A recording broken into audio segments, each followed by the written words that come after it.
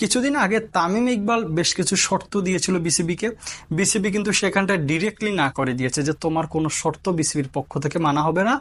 শর্তবিহীন যদি তুমি জাতীয় দলে ফিরতে চাও তোমার জন্য দরজা খোলা আছে, শর্ত সহ যদি তুমি জাতীয় দলে ফিরতে চাও তোমার জন্য জাতীয় দলের দরজা বন্ধ, তুমি অবসরের ঘোষণা দিতে পারো।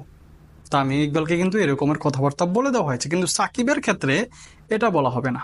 আসসালামু আলাইকুম। সাকিব আল হাসানের কাছে বাংলাদেশ ক্রিকেট বোর্ড অসহায়ত্ব প্রকাশ করেছে, এটা এবার নতুন না।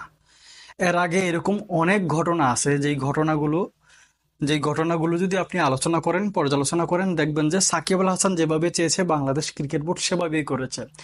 রিসেন্টলি যেই ঘটনাটা ঘটেছে সেটা হচ্ছে 26, 27, 28 3 দিনের একটা কন্ডিশনাল ক্যাম্প হওয়ার কথা চট্টগ্রামে, এবং সেই ক্যাম্পে সাকিব আল হাসান যোগ দেবেন না। অফিসিয়ালি রিজনটা কি, সেটা হচ্ছে সাকিব আল হাসান আমেরিকায় পরিবারের সাথে সময় কাটাবেন। আমরা জানি আজকে অথবা আগামীকাল সাকিব আল হাসান বাংলাদেশে আসবেন এবং ডিপিএল এ সেখানটায় তিনি 2-3টা ম্যাচ খেলবেন, তিনি আবার আমেরিকায় ফিরে যাবেন, এরকম একটা শিডিউল তার আছে।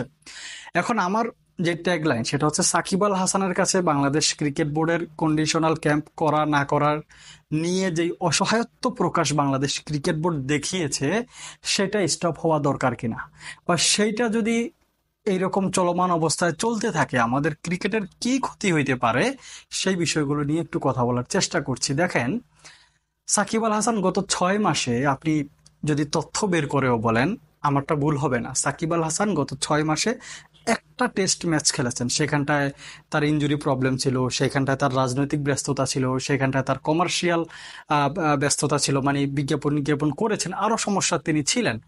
আমেরিকায় ছুটি কাটিয়েছেন, পরিবারের সাথে সময় কাটিয়েছেন ছিল।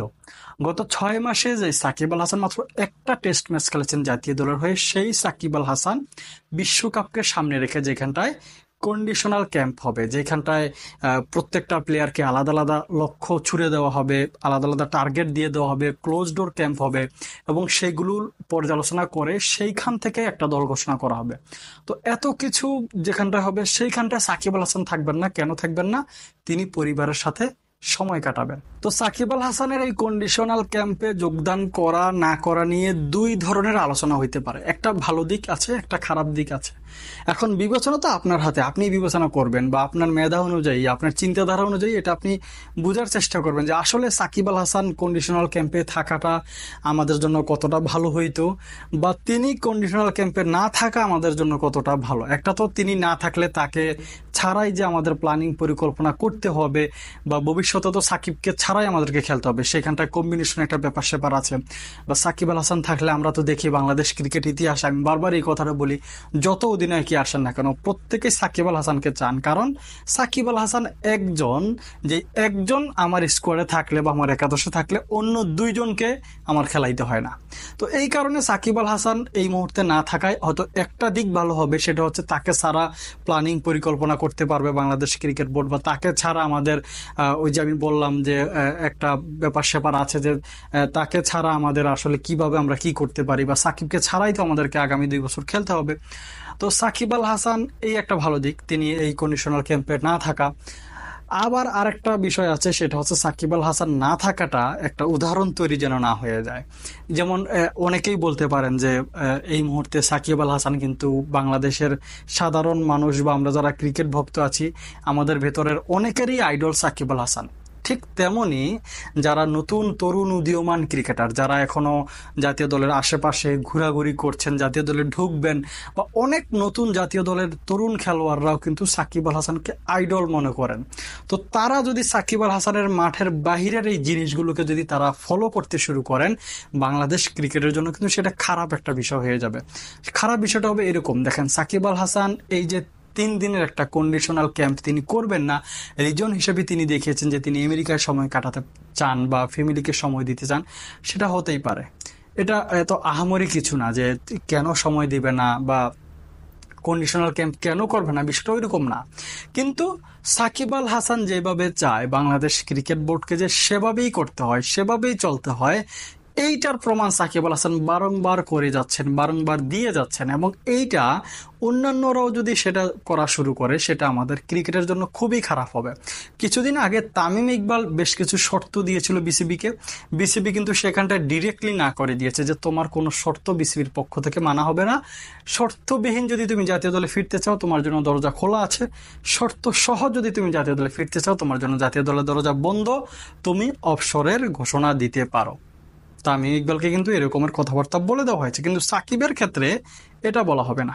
সাকিব যেভাবে চাইবেন সেভাবেই পাবেন, এবং তিনি সেটা পেয়েছেন, আরও পাবেন। এখন কেন এটা হয় বা কেন এটা করে আমি সঠিক জানি না। এখন এটা করার ক্ষেত্রে যে তরুণ ক্রিকেটারদের ভিতর একটা ইফেক্ট পড়তে পারে, এটা একটা অসুবিধা।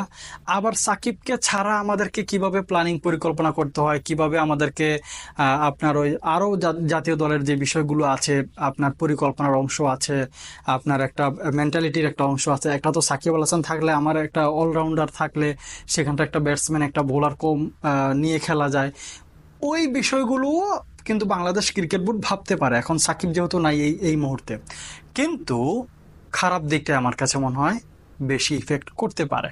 তো আপনার কি ধারণা, সাকিব আল হাসান এই কন্ডিশনাল ক্যাম্পটা করবেন না, এটা না করে তিনি তার ফ্যামিলিকে সময় দিবেন? সেটা দিতেই পারেন, তার ফ্যামিলিকে সময় দেওয়াটা মুখ্য বিষয় না। মুখ্য বিষয় হচ্ছে তিনি যেটা করছেন এইটা যদি বাংলাদেশ ক্রিকেট বোর্ডের একটা রীতিনীতি হয়ে যায় তবেই আমাদের জন্য এটা একটা খারাপ বার্তা হিসাবে চলে আসবে।